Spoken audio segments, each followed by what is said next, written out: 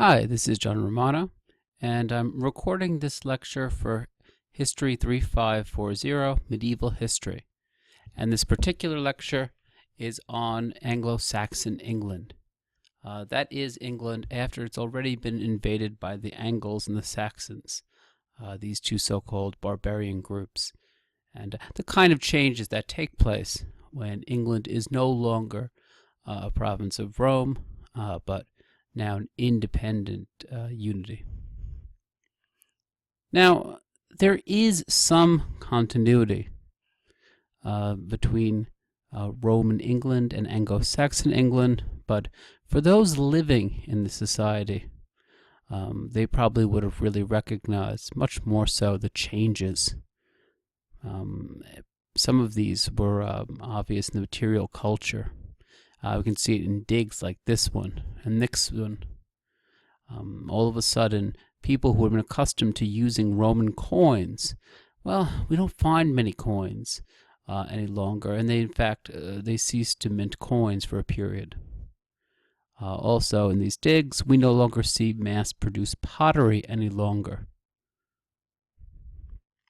We imagine, too, that people who previously had simply been landholders, who had been well off, who were able to live from the fruits of agriculture, now all of a sudden they could not leave their lives of leisure any longer. They had to go from people who were overseeing farms into warlords. And we think that the person who did well in Anglo-Saxon England were people who could go on raids, who could force people to recognize their overlordship, people who really militarized very quickly. And these bonds between soldiers were much more important now than any of the state bonds that existed previously. Now, in this new system, what was most important was violence and plunder, and the kind of threat to plunder people that forced people to hand over their wealth. And in this image, what we see are hoards. These are items of treasure that people hid in the ground during this period in England, in the hope that one day they would perhaps return to find them. But because they never did, they remained in the ground. And this second hoard, which is particularly interesting, you can see here if you look, this is actually a Chi-Rho, the Christian symbol. So we think that whoever owned these items initially was using them for Christian purposes, probably for Christian liturgy. Once the Romans pull out, we also think that some of the neighboring peoples to England, who previously really were kept off by the threat of the Roman military, now they too begin to interact more with England, and especially they begin to go on raids. And these are people we sometimes know as the Picts, who are the ancestors of the modern Scottish, and the people who are known as the Scots, who confusingly are the ancestors of the modern Irish. They begin to go on raids in England on a regular basis.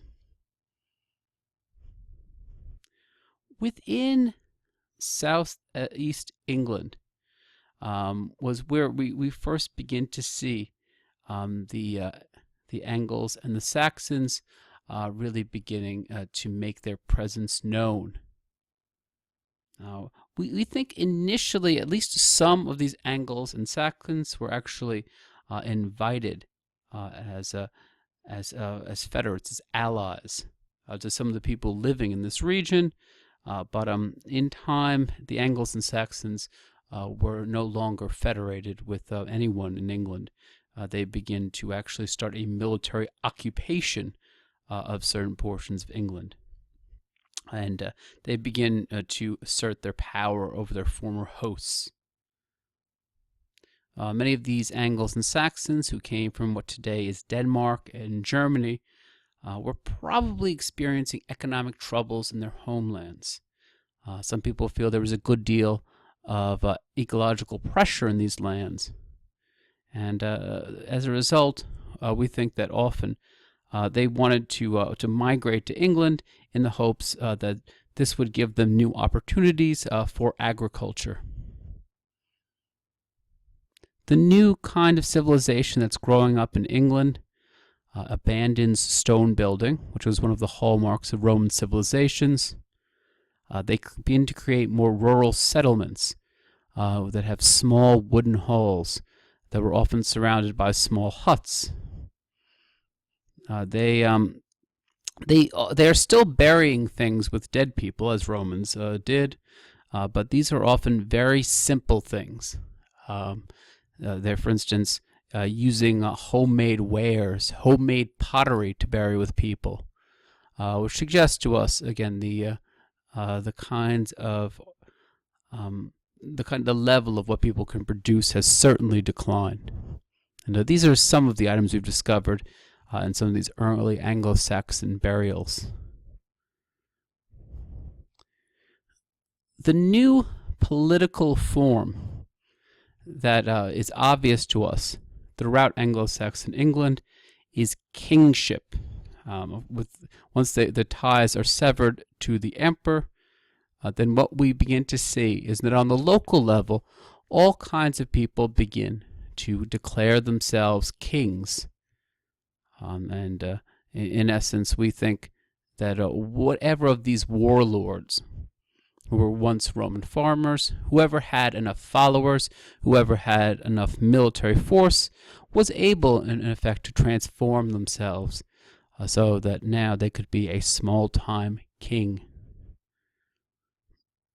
It can be very difficult for us to piece together who all of these different kings were. We think that not all kings were created equal. Some of them were much more powerful than others. And some of the kings, in fact, could actually boss around the lesser kings and force them to pay tribute money. It is very difficult for us to estimate how many kings eventually grew up in England. We think that for all of these regions that are in capitals on this map here, there was at one time an independent king.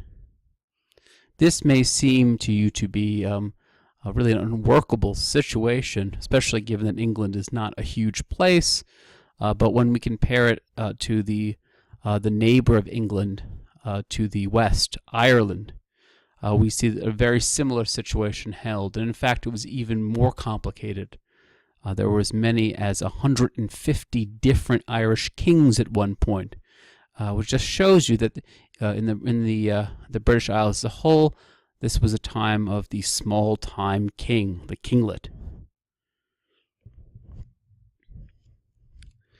Many of the political units at this time the kings held over would fight over some of the same exact land. It is very clear to us that and sometimes it was unclear exactly under whose rule individuals were. We do have some of these seals from some of these small-time kings, not always kept very well, as you can see in that first image. Here's another image of these sort of new kings who grow up. All of this may lead you to believe that things in England and the Anglo-Saxon period were complete chaos.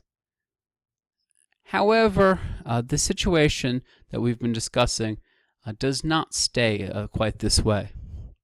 And in particular, I'm just going to turn back to the map for a moment to give you an idea of the one king that begins to rise slightly above the others in this situation. And that is the king of this central English power known as Mercia, who I'm indicating right here. And this stone shows one of the early kings of Mercia, though it's not terribly well preserved.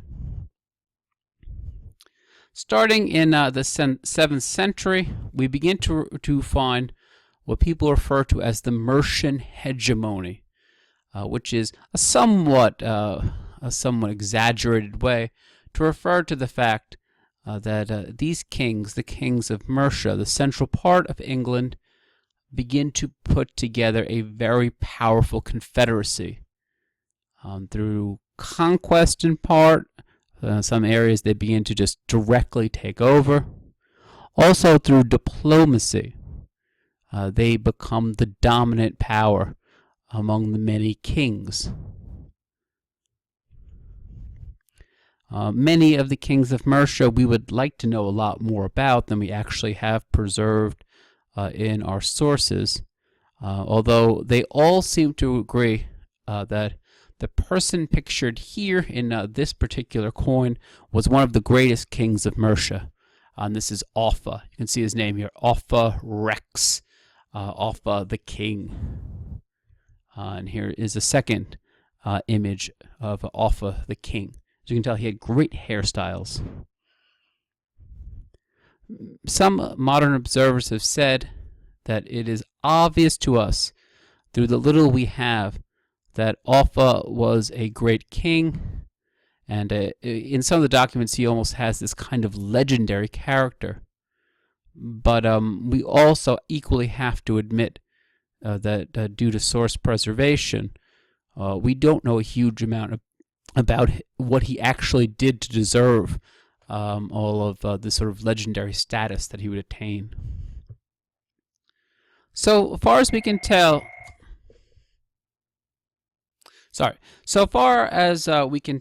it seems that Offa became king after having murdered his cousin. And it is obvious to us, too, that Offa was very ambitious from the beginning of his reign. And this kind of push that Mercia experienced was, at least in part, something that he had engineered.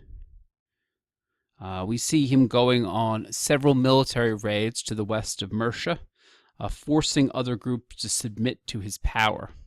And in fact, some groups, we think, decided, rather than taking their chances militarily with him, they just surrender to him, which is a pretty good sign that someone is dominant. We also think that Offa really begins a push to stop the incursions of the Welsh, who are in, again, the westernmost part of England. And he begins to create this huge fortified area known as Offas Dyke. And this essentially is what marks the border that still holds today between England and Wales. And we actually can't see all of these images I'm showing you are what remains of the dike. We think that this was a much more impressive structure that really shows a level of coordination in Anglo-Saxon England. And the government had to get all of these people mobilized for this huge public works project. We see Offa also is in contact with the Pope, and he actually got papal recognition to raise the status of the main bishop of Mercia. And this, again, gives us another sign that this area is politically and religiously important. Some of the more interesting documents we have from Offa's reign are these kind of treaties that he forms with some of the kings of the Franks, including Charlemagne. Some of them regarding economic matters, trade between the English and the Franks, which again shows us that Offa has gained some form of international recognition. On top of all of these other things, a very recent find, a find in the year 2009, known as the Staffordshire Hoard, also gives us an idea of the material wealth that Offa and other people in the Mercian area were able to capitalize on. And the hoard is, like other hoards, a group of treasure that was buried but never recovered. And it was essentially someone using a metal detector came upon all of this wonderful metal which you can see a lot of it gold and gems. And this is one of the early images of the hoard before it was even clean.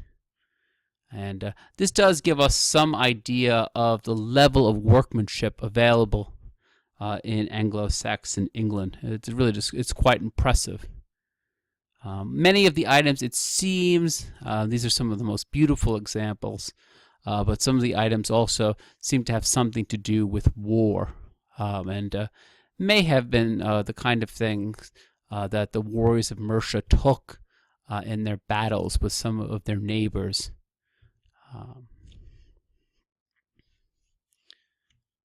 One of the other things that helps to create some level of unification in England in this time was a common religion. Now, we think that even as the Roman Empire ends, there are still some Christians in England. We do not think their numbers were huge, but they certainly were present. To give you an example, this is actually one of the most famous Christian mosaics from Roman England. You can see here in the center, this is Jesus with the Chi Rho in the back. We think that some of those who had converted to Christianity stayed Christian, although likely England was still overwhelmingly pagan at the beginnings of Anglo-Saxon England. The crucial step in this process of this conversion of England to Christianity was the coming of missionaries who were sent by Pope Gregory I, Gregory the Great. Gregory took very seriously his role as a pontiff and felt that he had the responsibility to convert as many people as possible before the end times came upon us. We think that it was Gregory who ends up sending a man known as Augustine, sometimes referred to as Augustine of Kent, sometimes referred to as Augustine of Canterbury. This I realize is very confusing. This is not the same, far more famous Augustine, the late antique Augustine, who wrote so much theology. This is Augustine, who was going to be sent on this mission into England, which, as far as many people in Rome was concerned, this was like being sent off to the ends of the earth. The spot where Augustine and his fellow missionaries landed was in Kent, which is the southeastern kingdom at the time of England. And this is, by the way, why in time Canterbury would become the most important seat of religion. The most important bishop of England is in Canterbury. And that's simply because this is the first place to be converted to Christianity. Here is one of the earliest churches that Augustine would create. As you can see, there's not a whole bunch left there now. We think that Augustine's mission, a peaceful mission, was enormously successful. And we think that although Augustine himself really initially was somewhat hesitant about the entire mission and whether or not it would be successful, we know in fact that he actually considered turning back and going back to Italy until Gregory sent him letters that really pushed him to continue on. Once he got there, however, the mission turned out to be successful, and he began to convert people in Kent.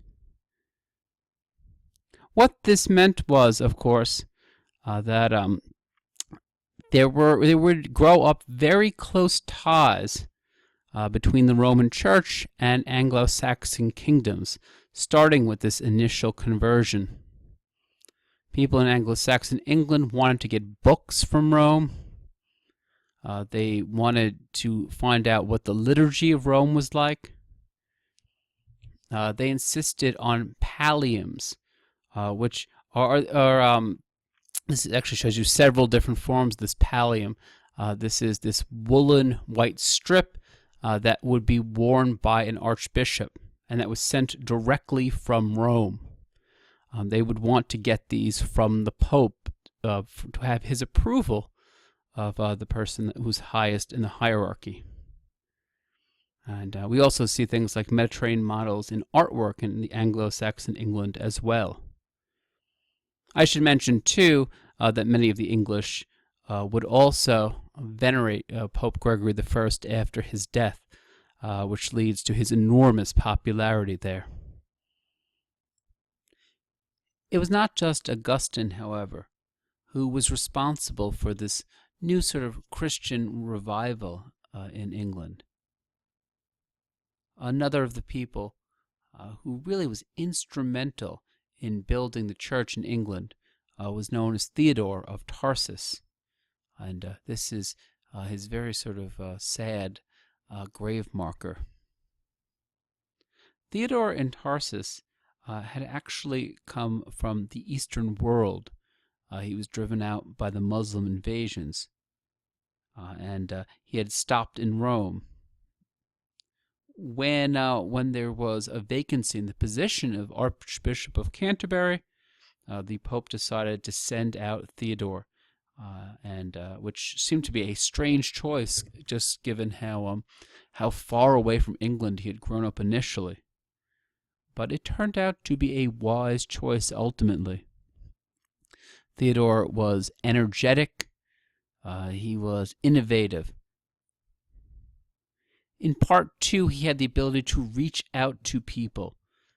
We get the sense that he moved throughout the different kingdoms in England. He learned something about their heritage, and he preached very successfully to different kings, getting new people to convert. In part, Theodore was central, too, in making sure that the position that he held, the Archbishop of Canterbury, would be the top ecclesiastical position in all of England.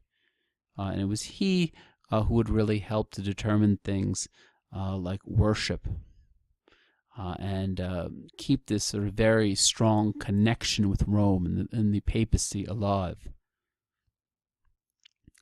On top of these other things, Theodore also promoted learning, bringing, for instance, learned teachers from elsewhere in Western Europe to come work in Canterbury. And we actually have some of the books that his school produced, which just shows the level of learning and the mixture of learning, both from his Eastern origin and now from his New English home. Much of the work of organizing different ecclesiastical regions within England, we think, was due to Theodore's energy during this period.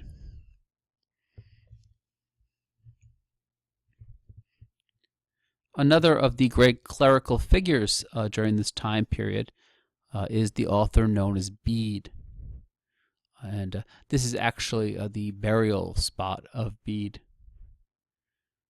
Among the many scholars that England was producing during this period, none could rival Bead.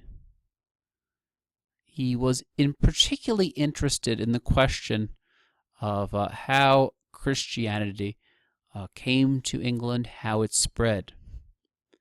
And this is in part because Bede himself was a monk. We know that Bede composed saints' lives, speaking specifically about some of the saintly figures in England.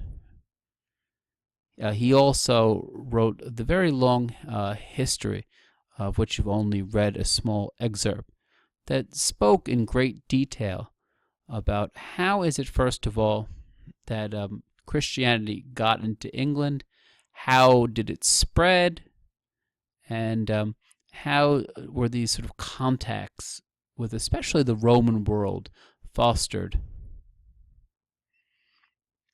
Many people feel that although Bede clearly is on the side of Christianity and he wanted it to succeed, it is fair to say, though, that he is really an excellent historian of his age.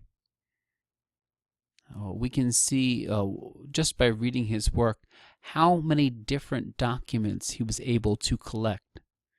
And more than that, he had a very good sense of historical documents, what was trustworthy and what should be rejected.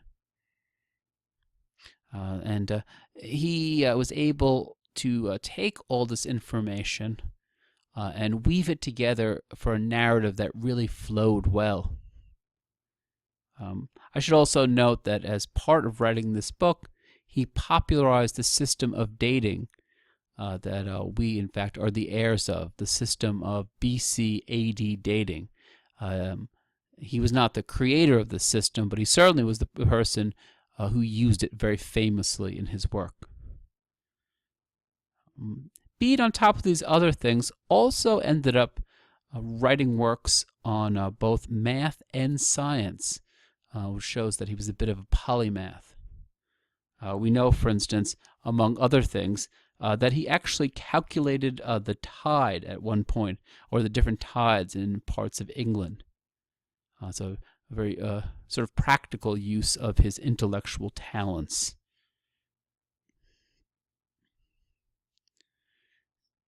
We also think that in addition to religion becoming, Christianity in particular, becoming much more important within England, we also have an Englishman to thank for the spread of Christianity to the western neighbor of England, Ireland. The person who is often attributed with this missionary effort was St. Patrick. Patrick is a very difficult figure to speak about at any great length, largely due to the fact that we have so few reliable sources about him. And later saints' lives that were written about him are really, in some sense, highly divorced from any sort of reality. Some people have described them as myth-making. We are fortunate to have two letters written by Patrick himself, and it seems that one of them was written, at least in part, to defend himself against certain charges made by opponents. Exactly what the charges against him, however, are very unclear to us today. And in fact, as on the whole, very frustratingly for those who want to speak about his life, it seems that Patrick goes out of his way to omit historical details that may allow us to reconstruct much about his civilization. The few facts that Patrick does reveal about his life at least give us the outlines of his career. Patrick had been brought up as a Christian within England, and he actually had learned, as a youth, he learned Latin as well.